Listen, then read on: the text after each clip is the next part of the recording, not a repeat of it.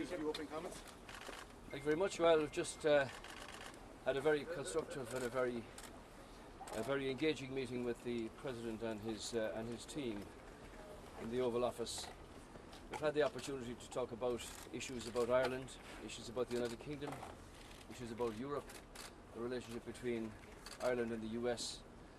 immigration, and a number of other matters. I gave the President a detailed account of the outcome of the election in Northern Ireland,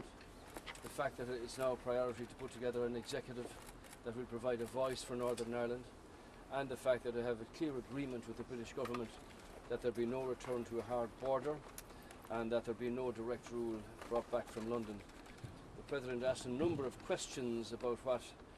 the hard border meant in the past, and I pointed out to him about customs posts, the sectarian violence that brought with it, the engagement of the United States along with Europe in terms of putting together the peace process, and the fact that during those times it was impossible to travel from some counties in the Republic into Northern Ireland because of roads being impassable and blown up. He has a very clear understanding of that. I also spoke to him about the difficulties that Brexit would have for Ireland and for Northern Ireland. Pointed out to him the economic indicators that will be most adversely affected, and that because of currency fluctuations,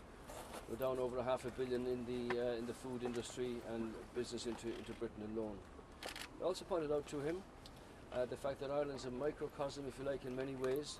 of government having made some really difficult decisions, the sacrifices accepted by the people, but that Ireland's now in a very different position than it was 6 years ago. President Trump asked quite a number of questions about the Irish economy, the drop in unemployment, the rise in employment, the improvement in our growth rates being fastest in Europe. It was very complimentary of the people of Ireland for having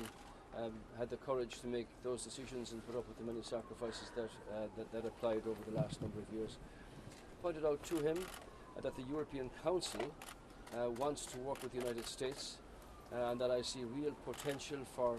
future trading relationships impacting on jobs on either side of the Atlantic. I made the point that Ireland is an example of a small country having benefited from 50 years' experience of the European Union, and that Irish firms are now confident enough to expand outside the shores of Ireland, and that we employ 100,000 people here in the United States. He's really interested in that in terms of the surge in job numbers in the US, and anxious to work with them, to work with us and our companies in that regard. Also spoke to him about immigration, and it's important that we take particular note here of the fact that the President is interested in this, and we had a very constructive, beneficial talk about this. First of all, I wanted to say to him that Ireland has had a very low response in respect of E3 visas, which are for young people who want to come to America to have the opportunity to work here for a period.